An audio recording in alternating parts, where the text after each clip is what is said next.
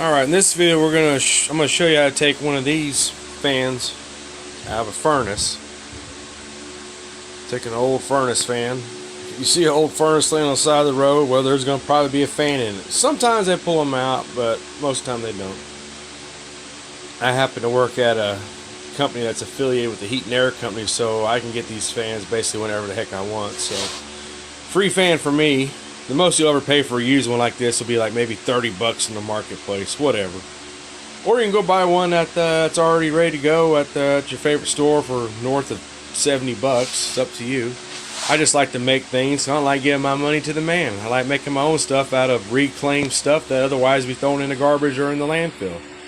Okay, so I'm taking this fan here with this switch I ordered off Amazon for like $7. It's like a a three-way switch where it's high, medium, and low and off. Pretty simple. And you always want to cut the cord off your old vacuum cleaner, whatever the hell you throw away, because for things like this you got you a whip already. The only difference between this and the one you're probably going to make is I have an old shop scooter that I'm going to disassemble and use the bottom of it with the help of this plate here. I'm going to mount the fan on it. So I'm going to have me a fan that can roll around the shop. I'm going to give this as a gift to my dad because I got a fan in here already, but I'm going to show you how to do all this. See, we upgraded his scooter to a round one, adjustable, because this is not adjustable and you just can't turn around on a circle in it. You got to turn the whole damn thing around, whatever. Not that big of a deal, but it's better on your back to have an adjustable one. We're going to have to add, though, these on the front. I'm going to have to remove these front casters here and replace them with these that are locking. Otherwise, this fan is so powerful. If you have this thing probably on medium, maybe even low, it's going to start rolling. Matter of fact, I kind of made something like this at work a few years ago on a taller stand. And yes, we had to put locking casters on it because it was moving across the shop. That's how powerful this fan is. So along the way, you'll learn how to wire this up for low, medium, and high on a $7 switch. So basically, if you saved one of these cords off an old appliance down here, and you come across a fan, maybe say you find one on the side of the road, an old furnace on junk day, pick it up. There you go. You got you a fan right here, a powerful fan. You're thinking, well, why do I need a fan like this? I got air conditioning and I have little fans in the house. Well, that one day when you have that water leak and your carpet gets wet or something like that, well, you'll wish you had one of these. Or you're like me and kind of like to work out in the garage here and there. It'd be nice to have some moving air out in the garage now, wouldn't it? And for minimal cost, it's a really easy, kind of a fun project. So stick along and watch what we do here. All right, next step is, well, we know whites is common, so we're going to keep the whites together. That's not racist, this is how it is.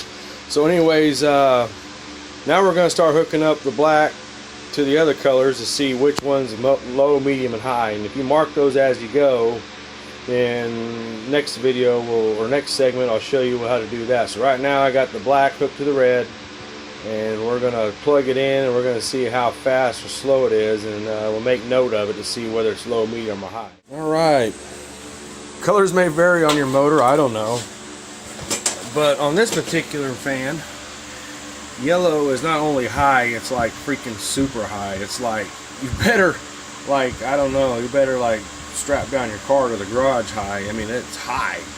Okay, red is medium, or we would call in Normalville really high, and blue is what we'd call normally high, which would be low on this thing. So anyways, I got my low, medium, and high figured out.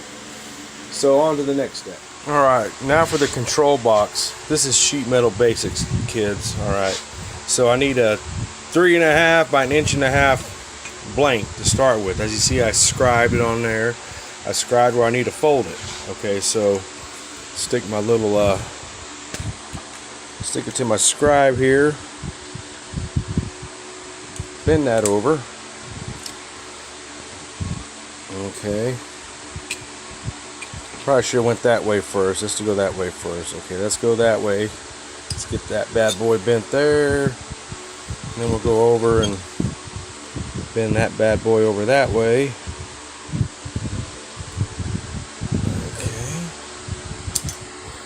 let's straighten that one back out there. I'm not even pointing at the right way here. Anyway, here we go. So I'm going down to my, because it's a 1/2 inch by 1/2 inch. So I got to go to my 1 inch scribe here. Fold it over.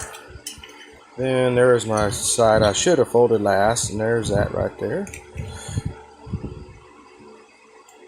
Go to the scribe. There's the scribe.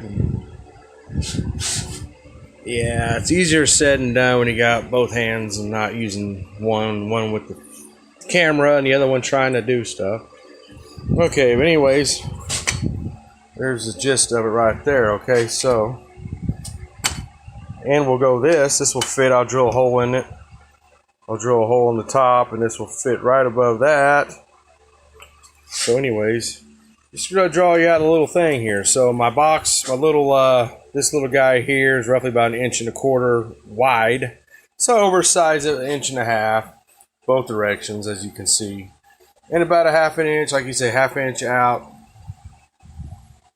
on the sides, a 1/2 inch up, and then across the top, you know, is 1.5 inches, 1/2 inch, 1/2 inch.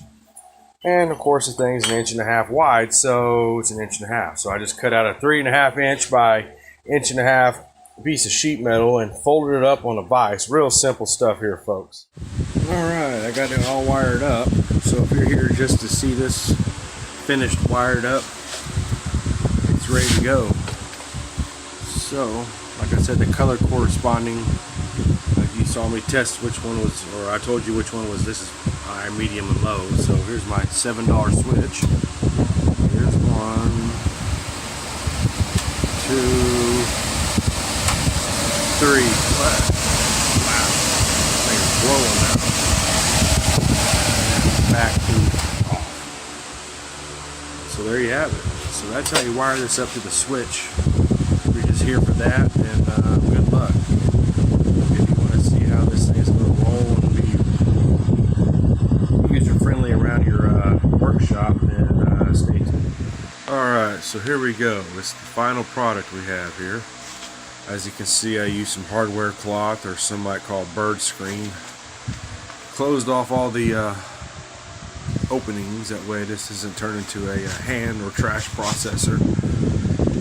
And if you remember the old pic of it, or the previous video or shot, a different kind of a sheen to this, you would think now. Huh? Yeah, well, I took the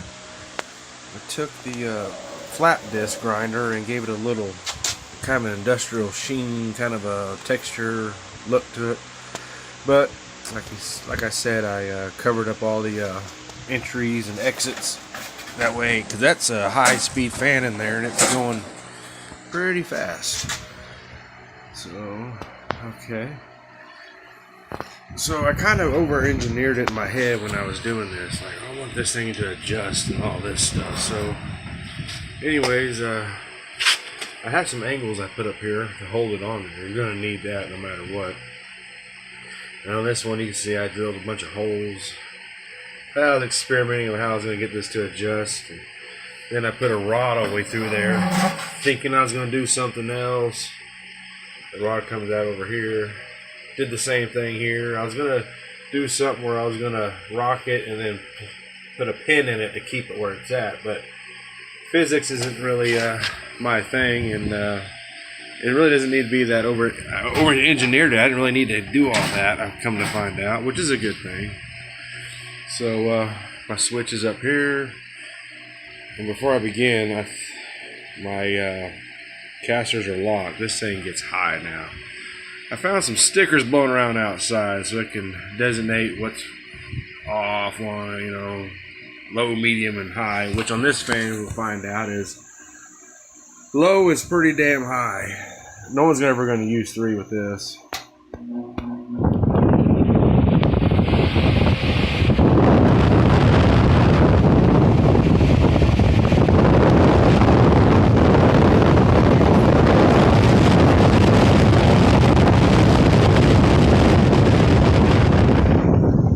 As you can see back here, I ended up with some good extra parts here. Those 2 little U angle deals there in the front. Those are going to make some fine ladder racks. You can hang them on your ceiling or on the wall in your garage. and the seat is going to make a nice knee pad. So there's some stuff I salvaged that I can keep. Okay, so I just flipped the casters off, so this thing's going to move probably on one.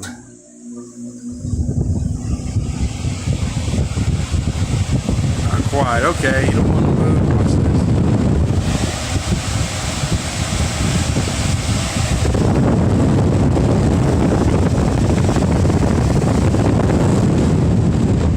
Okay, well, I had the casters. Okay, that one's unlocked. Okay, that one's... okay, that's... Alright, that's what it was.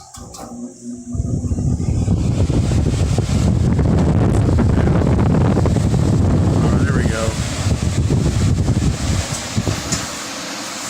Okay, see? Yeah, so there you have it. You better have the casters locked unless you want to have a race with one of these guys, which, hey, if anybody wants to do races with these, I'm going to get some royalties because I just invented it. So there you have it. And then I put a little cord winder back up here.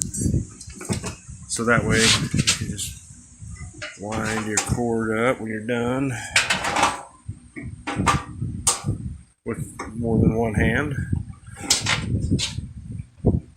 So there you go, you got that wound up. Put a little handle on top, pick it up, move it to the next room, whatever, roll it, whatever you want to do. There you go. I spent, like I said, $7 on the Switch on Amazon. I'm not going to drop a link because you can do it yourself. It's easy to find. Casters, I think I paid, I don't know, $3 a piece at a big box store. Just for 2 of them.